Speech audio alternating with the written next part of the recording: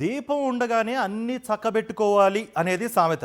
అధికారంలో ఉండగానే దోచుకోవాలి, దాచుకోవాలి, ప్రమోషన్ చేసుకోవాలి అనేది చంద్రబాబు సామెత. లోకేష్కు జాకీలు వేయడానికి, ప్రమోషన్స్ కోసం కోట్ల రూపాయల ప్రజాధనాన్ని చంద్రబాబు దుర్వినియోగం చేస్తున్నారు. భారీ ప్రకటనలతో జాకీలు పెట్టి లేపే ప్రయత్నం కూడా చేస్తున్నారు. పరిశ్రమల శాఖ మంత్రి ఫోటోలు లేకుండానే ప్రకటన ఇచ్చేశారు. లోకేష్ ఫోటోతో యాడ్ ఇచ్చారు. దావోస్ పర్యటనలో సైతం లోకేష్ ప్రమోషన్ కోసం నేషనల్ మీడియాకు 2,50,00,000 ఇచ్చారు. లోకేష్కు లేని మైలేజ్ను తీసుకురావడానికి చంద్రబాబు పడరాని పాటలు పడుతున్నారు. ప్రపంచంలో ఏ వింత జరిగినా లోకేష్ ఎలివేషన్ కోసం శతవిధాలా ప్రయత్నం చేస్తున్నారు. అయితే కొన్ని విషయాల్లో అది బూమరాంగ్ అవుతూ ఉండడంతో తలలు పట్టుకుంటున్నారు టీడీపీ నేతలు.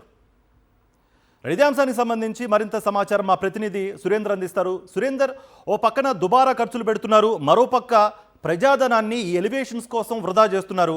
దీనికి సంబంధించి ప్రజల నుంచి ఎలాంటి రియాక్షన్స్ వస్తున్నాయి? మీ దగ్గర ఎటువంటి అప్డేట్స్ ఉన్నాయి? కార్తిక్, రాష్ట్రంలో లోకేష్ ఎలివేషన్ కోసం ప్రజాధనాన్ని భారీగా వినియోగిస్తున్నారంటూ వైఎస్ఆర్సీపీ నేత అమర్నాథ్ మాట్లాడారు. నిన్న కాగ్నిజెంట్కి సంబంధించి శంకుస్థాపన సందర్భంగా భారీ ప్రకటనలు ఇచ్చారు కొన్ని పత్రికలకి. దాంట్లో ప్రధానంగా నారా చంద్రబాబు నాయుడు లోకేష్ సంబంధించిన ఫోటోలు మాత్రమే భారీ కనిపించాయి. కూటమి అధికారంలోకి వచ్చే ముందు ఇటు చంద్రబాబు నాయుడు, నరేంద్ర మోడీ, పవన్ కళ్యాణ్ ఫోటోలు మాత్రమే భారీగా కనిపించాయి. కానీ అధికారంలోకి వచ్చిన తర్వాత పూర్తిగా లోకేష్ని ప్రమోట్ చేయడానికి, లోకేష్కి ఎలివేషన్ ఇవ్వడానికి శతవిధాలా చంద్రబాబు ప్రయత్నిస్తున్నాడంటూ కొన్ని ఆరోపణలు కూడా వినిపిస్తున్నాయి. గతంలో దావోస్ పర్యటనకి వెళ్ళిన సందర్భంలో కూడా నేషనల్ మీడియాలో లోకేష్ను ప్రమోట్ చేయడం కోసం దాదాపు 2.5 కోట్ల రూపాయలు యాడ్స్ రూపంలో ఇచ్చారు. తరువాత అనేక అంశాల్లో లోకేష్ను ప్రమోట్ చేయడం కోసం శతవిధాలా కృషి చేస్తున్న పరిస్థితి కనిపిస్తుంది. రీసెంట్గా మహిళల వరల్డ్ కప్లో మనం చూస్తే అక్కడ క్రికెటర్లతో లోకేష్ ముచ్చటించారు. తర్వాత వరల్డ్ కప్ గెలిస్తే లోకేష్ ఇన్స్పిరేషన్ ఇవ్వడం వల్లే వాళ్ళు గెలిచారంటూ పూర్తిగా ఎల్లో మీడియా ప్రమోట్ చేసింది. చంద్రబాబు కూడా అదే విధంగా మాట్లాడిన పరిస్థితి.